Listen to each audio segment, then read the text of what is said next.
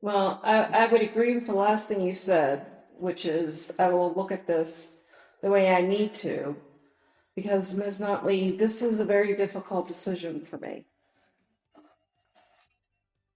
The factors I have to consider include what's the appropriate punishment, what's necessary to protect society and the public, and what rehabilitation, and do you want rehabilitation, is possible. Every factor comes into play in this case.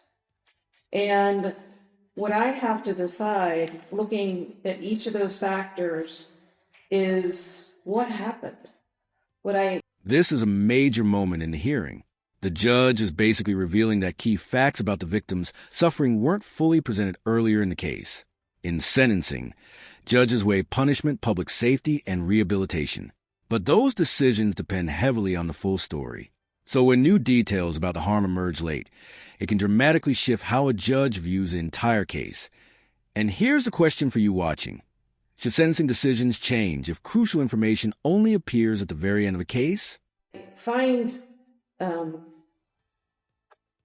frustrating about this case is that I'm the one that said bond. There was no R bond, no EMU, and the prosecutor on the bail pre-trial.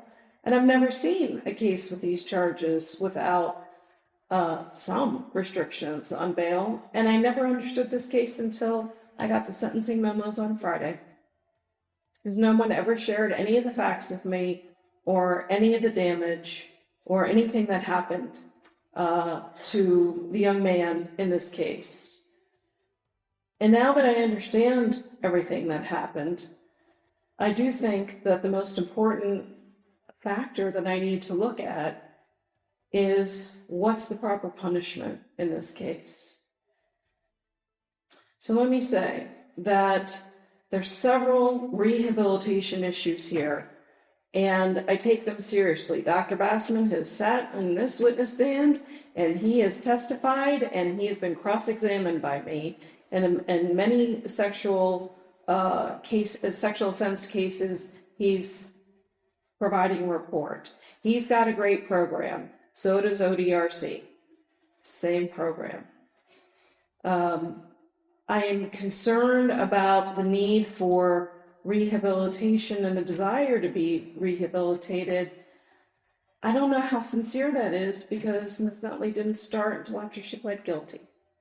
And I have seen many defendants in this courtroom begin their rehabilitation, begin their treatment the day they get arrested, the day they talk to their attorney, long before it comes to sentencing. And I have a whole long track record of how they were doing, whether probation was a good idea.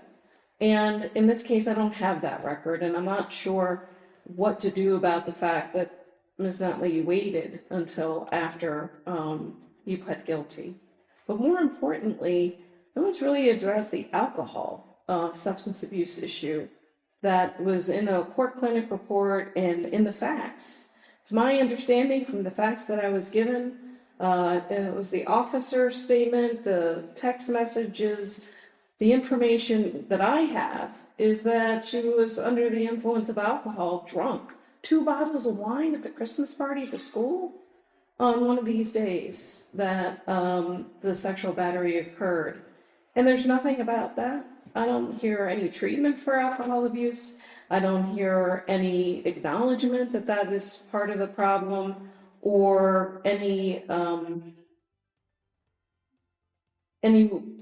want to be rehabilitated. And I think when you look at the court clinic's recommendation that there be treatment for both sex offense and alcohol abuse, I think that makes this even harder for a person to be successful on probation. So when I look at the factors, yes, the victim in this case was 17 years old, a student at the school, being counseled and supervised by an educator who he trusted, a person in power over him, a person who was supposed to be protecting him. And it's that relationship, your power over him, that gave you access to him, that gave you the opportunity to commit this crime at the school. And that is all the factors that make this a more serious case than normally a normal situation that constitutes sexual battery, all weigh in favor of a prison term. On the other hand, recidivism is another factor I have to consider. And you haven't committed a crime, you haven't been prosecuted for anything in your life, you have not been accused of this behavior in any other way, and I am going to ignore the statements and the materials that I had that there may be other situations or there may be other children who didn't want to come forward. I really cannot consider that. So I am just looking at the facts of this situation. But when I look at recidivism and a low risk that you have of reoffending, I worry about the alcohol abuse again. Because if that is what was causing the behavior and the terrible judgment, is it the depression? Is it your own trauma that you've had in your life that you can get treatment for? You know how to ask for help. This is part of your training, and your job is to ask for help for your students. You know how to ask for help for yourself. But you didn't do that. And if you didn't treat your trauma, you didn't treat your depression, your substance abuse. This part of the hearing hits hard. The judge isn't just talking about the crime. She's talking about remorse, which can be one of the most powerful factors in sentencing. In many cases, genuine remorse can influence whether someone receives probation or prison. But here, the judge is saying she simply didn't hear it.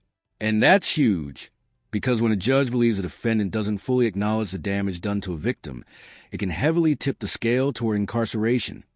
What do you think? Should remorse actually change the length of someone's sentence? Then I do worry that there could be this could happen again. So recidivism is an issue for me. But really, this final factor that I look at is remorse. And I was so looking forward to you speaking today because I really wanted you to tell me that you were remorseful. And I didn't want you to use those words. I don't care if you don't say the word apology. But, what I was looking for was for you to say that you acknowledge the harm that you caused this young man and pretty much ruined the rest of his high school career. I didn't see it. I didn't hear it. I don't even know if you read the reports from his family, the letters from his family. But what I learned from reading that is that your behavior destroyed his confidence in himself, his education, his college career, his scholarships for sports, his relationships. He feels guilty. He feels shame, and he's the victim. I didn't hear or see anything that you acknowledge that. It's not that you caused him the same trauma you suffered as a child of sex abuse. You knew what this would do to him. He shut out his family. He shut out his friends. That whole period of time between, I don't know when the relationship ended. Honestly, I don't know any of the details about what happened after the last day in the indictment, December of 23, but it's not until October of 24. So 10 months. I see from the materials that you wanted him to keep your secret. And you encouraged him, and you paid him money, and you gave him favors, whatever you were doing. He was keeping your secret. That's what destroyed him. Because he hadn't had family, he didn't have friends, he had no one to talk to. And the way his father described the way his life changed, and didn't understand what was going on with him during that time because he didn't know anything about the sexual abuse, and you're trying to make him keep this secret. He lived with his negative feelings. He felt guilt and shame. He was traumatized. He was not letting anyone help him because he was protecting you instead of you protecting him. Before the sexual offense, he had a mom and a dad and a sister and teachers who described him as happy and goofy and athletic and loving and hardworking, and a young man who had a great life ahead of him. And all of that is gone. He's not in treatment, from what I understand, which is very sad, because that's what he needs. He did not sign with any school, so he doesn't have a lacrosse scholarship for college. He lost his spirituality. He became angry and cynical, and he distrusts people. I didn't hear any remorse for causing any of that, and that's what I was looking for. And I will say to this young man, because I just described you in a way that your family and friends and teachers described you, is that it is my hope that when this case is over and I sentence Ms. Nutley to what I hope is a just sentence, taking all these factors in, that you will be able to see how brave you have been to come forward and how courageous you have been to tell your story, first to your parents and then to the police. Because what you are doing is protecting other young men from being sexually abused by their teachers in many ways. Because you can show people you can be brave and you can speak out and you can tell the truth and your life will get better. You don't feel that way today, I'm sure, but hopefully in a few years, in a short time, you'll be able to seek the help and the treatment that you need, and that you'll be proud of yourself for doing this.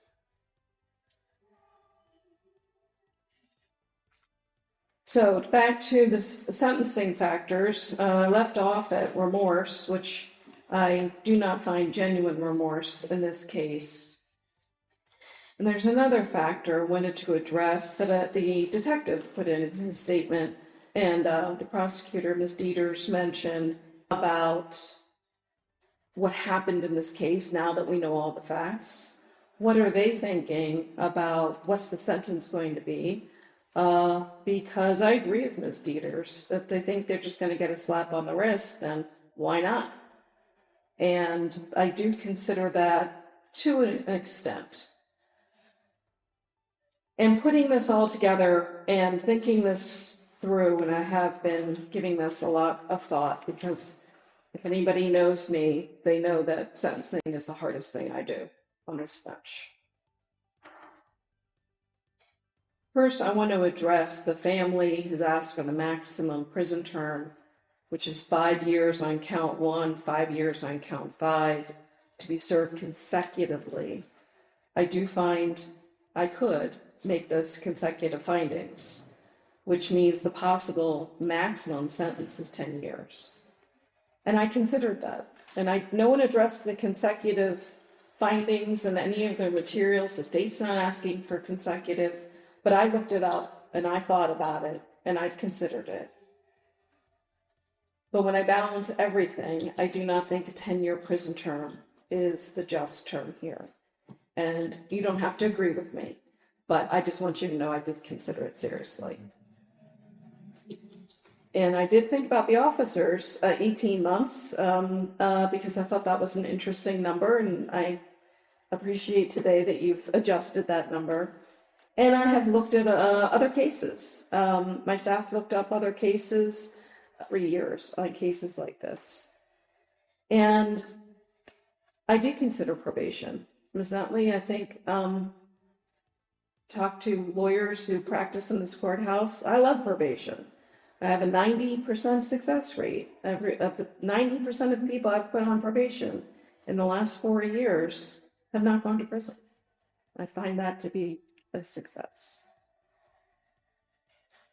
But in this situation, I believe that the proper sentence is 3 years in prison on count 1, 3 years on count 5 to be served at the same time, for an aggregate sentence of 3 years in prison. The parole board must put you on a period of post-release control of 5 years after you get out of prison. And these sentences, and you are also subject to Tier 3 sex offender reporting restrictions, which I'll go over in just a moment. I will not require that you pay any fines, but you are required to pay court costs and a $30 reparations fee. I will put in my sentencing entry, Ms. Nutley. I do take this very seriously, that there were comments that you had suicidal thoughts at one point. You went to the Lindner Center. There was comments from something I read, worried that you might have suicidal ideations yourself.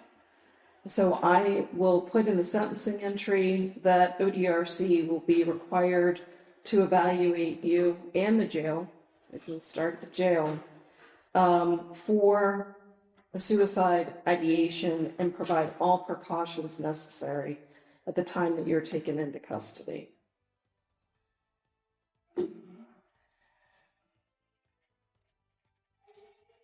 I want you to know, Ms. Nutley, I thought about this very seriously, and I do hope that you have hope and don't feel that this is the end of your life and career and relationship with your family, because this is a punishment and it will end, and you will come home and you will get treatment and you will have access to substance abuse and sexual offense treatment in prison and on post-release control.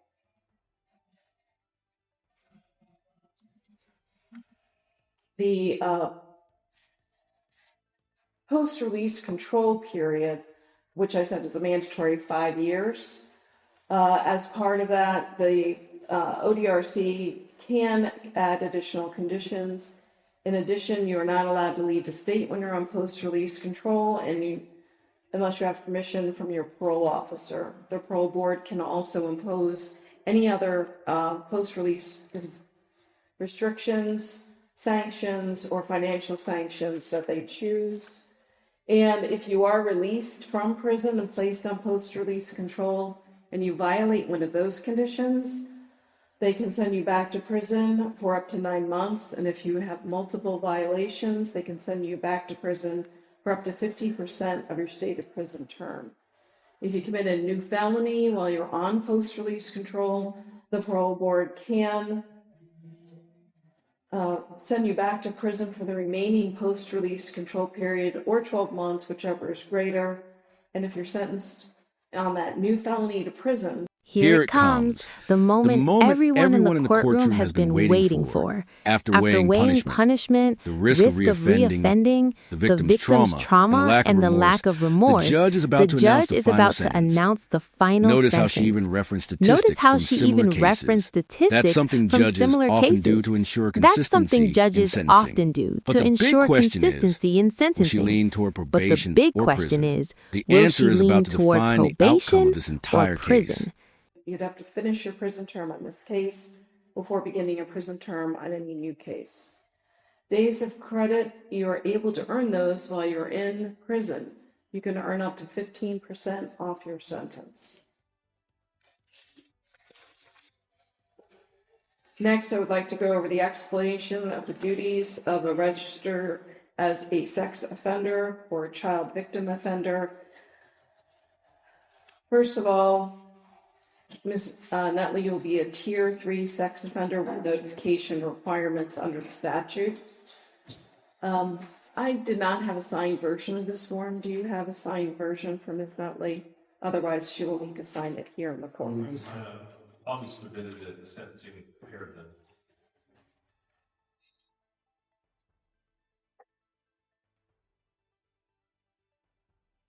I'm going to fill this out and have her sign it when I'm done.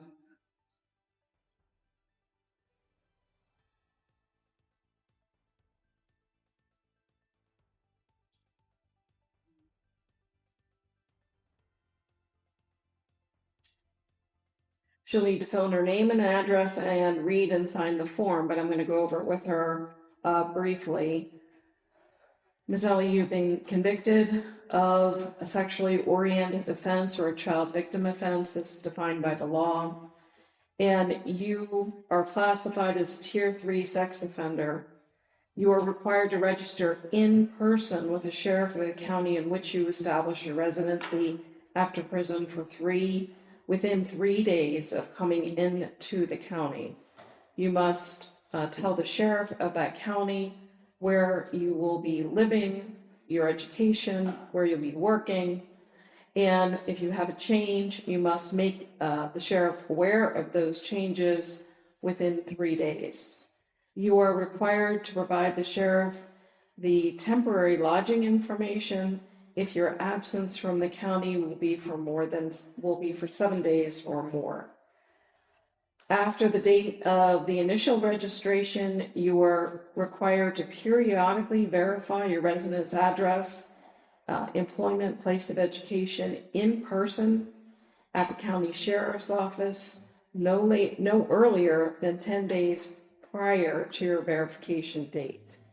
If you change your residence, address, place of employment, or education, you shall provide written notice of the change to the sheriff with whom you recently registered and to the sheriff in any county in which you intend to reside or work or go to school at least 20 days prior to any change and no later than 3 days after a change of employment. Remember, employment includes volunteering. You are further advised, in accordance with federal law, you must report any international travel to the sheriff within 21 days prior to travel. Failure to do so can result in further criminal prosecution. You shall provide written notice within 3 days of any change in vehicle, email, internet, or telephone information that you have registered or you use, and you must report that to the sheriff where you registered. You are required to comply with all of these requirements as a Tier 3 offender in person every 90 days. It's my understanding when you come home, you will be living in Warren County. So this form will say that you are required to report to the sheriff in Hamilton County no later than 3 days upon your release. And the address will need to be added to the form for the sheriff registration in Warren County. So if you would fill that out, have her sign that, we'll make that part of the record today.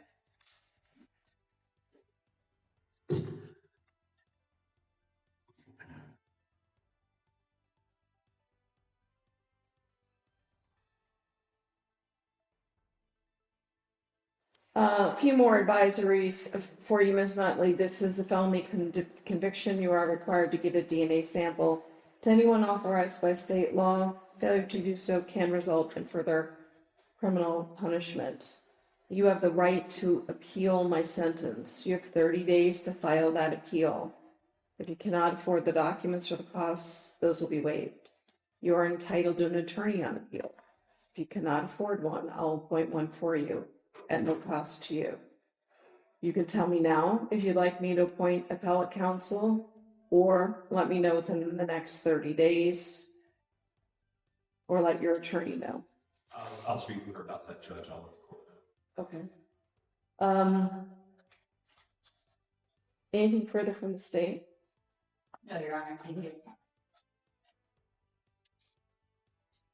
Anything further from the defense? Yeah. Ms. Nutley prepared to be taken in custody? Yes, sir. She needs to read and sign that form, and then you can take her into custody.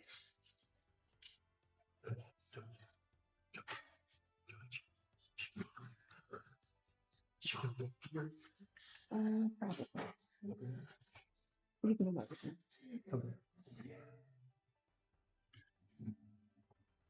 Oh, I thought you should move over here. She's being moved faster. Or you can back up.